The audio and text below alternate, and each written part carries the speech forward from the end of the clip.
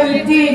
أما بعد، قال النبي صلى الله عليه وسلم: النكاح من سنتي، وقال: إذا تزوج العبد فقد استكمل نصف الدين فليتق الله في نصف الباقي.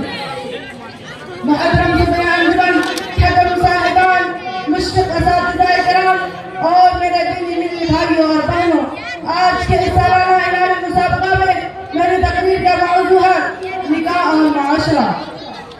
बुजुर्गों और दोस्तों, मैंने अल्लाह के रसूल सल्लल्लाहु अलैहि वसल्लम की दो हदीसें पढ़ी है। उन दोनों में निकाह के बारे में बताया गया है। पहली हदीस में रसूलुल्लाह सल्लल्लाहु अलैहि वसल्लम ने निकाह को अपनी सुन्नत करार दिया है और दूसरी हदीस में निकाह को इस्तेमाल करवाया है। निकाह की अहमियत और फजीलत के लिए इतना ही काफी है कि निकाह अंबिया की सुन्नत है और कुरान आयत से भी इसका सबूत मिलता है। सूरह रहद में इरशाद रब्बानी है, वलक़द अरसलना रुसुलन मिन क़ब्लिका वजअलना लहुम अज़वाजन व ज़ुर्रिय्या। बेशुबा हमने आपसे कबल बहुत से रसूलों को भेजा और उनको बीवियां और बच्चे भी दिए। तिरमिज़ी शरीफ के एक हदीस में इरशाद नबवी है कि चार चीजें अंबिया रसूल की सुन्नत में दाखिल है। नंबर 1 शर्म हया, नंबर 2 खुशबू का इस्तेमाल, नंबर 3 मिसवाक, नंबर 4 निकाह। उसके अलावा दूसरी हदीस भी वारिद हुई है, किसी में एक साले औरत से निकाह करने की तरकीब दी गई है, किसी में कसरत से बच्चा देने वाली खूब मोहब्बत करने वाली औरत से निकाह करने की तरकीब दी गई है। बरादरान मिल्लत, निकाह इंसान की तरबियत में अहम रोल अदा करता है। निकाह इंसान को बदअज़मी, ख्वाहिश नफ्सानी, शहवतानी जैसे बुराइयों से बचाता है। निकाह माशरे से बुराइयों को दूर करने और इंसान शहवत का ज़ामिन है। निकाह मोहब्बत पैदा करता है, सिला रहमी के जज्बात को फरोग देता है, दो अजनबी खानदानों के दरमियान क़राबत पैदा करता है। फिर निकाह औरत के मकाम को बुलंद करता है, उसको मां बना देता है, जिसके कदमों के नीचे जन्नत है, उसको बीवी बना देता है। निकाह के जरिए एक औरत बीवी बन जाती है, बहू बन जाती है, सास बन जाती है, वालिद एहतराम हो जाती है, मोहब्बत का माहौल बन जाती है। और यही औरत जब निकाह के बगैर किसी से कायम ताल्लुक कायम करती है तो नंगे कौम बन जाती है, वालिद एहतराम हो जाती है, तवाई बर्दाश्त हो जाती है, नंगे इंसानियत कहलाती है, बेहयाई और बशर्मी, बदकारी और सिलाकारी का मरकज बन जाती है। कितना फर्क है। औरत एक है, जिनसे एक है और मामला निकाह और बगैर निकाह का है। बराबरान इस्लाम, शादी ब्याह तकरीर नहीं, तमाशा नहीं, कोई खेल नहीं, बल्कि इस्लाम ने इबादत का दर्जा दिया है। दोस्तों, जहेज दरहद लानत है जो हमसे चिपट गया है। हमने उस लानत को तबतन समझकर कबूल कर लिया है, क्योंकि उसको आशीर्वाद के समान की फरावानी नजर आती है, मुफ्ती की दौलत मिल जाती है। इसीलिए मालदार तबके ने उसको अपनी नुमाइश का जरिया बना लिया है। दौलतमंदों ने अल्लाह की दी हुई नियामत को इज्जत तबाह पैदा करने का आलम बना लिया है।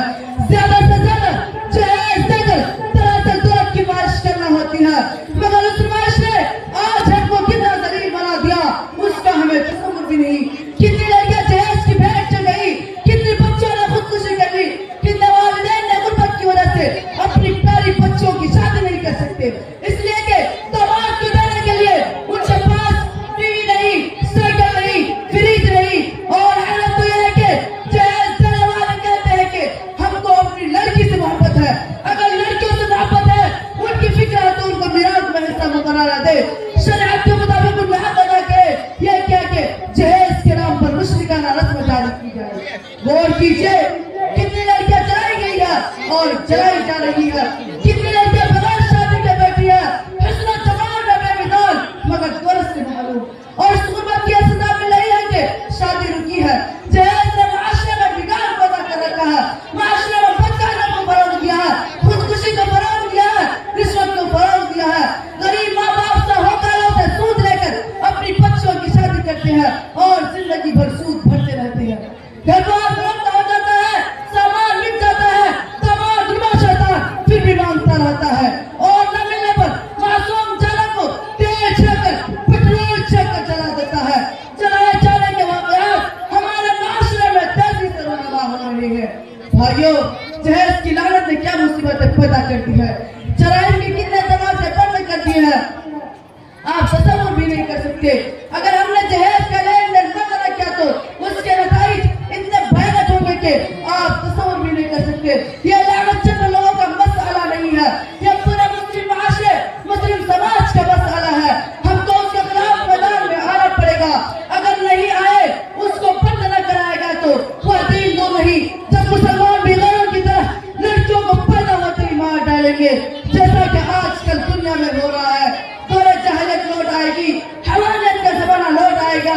इस्लाम ने जिस फितना को बंद किया था वो फितना सर उठा रहा है। आइए आगे बढ़िए और उस फितना का दरवाजा बंद कर दीजिए। आमीन। आखिर में अल्लाह ताला से दुआ है कि अल्लाह ताला हम तमाम मुसलमानों को जहर जैसे बीमारियों से बचा।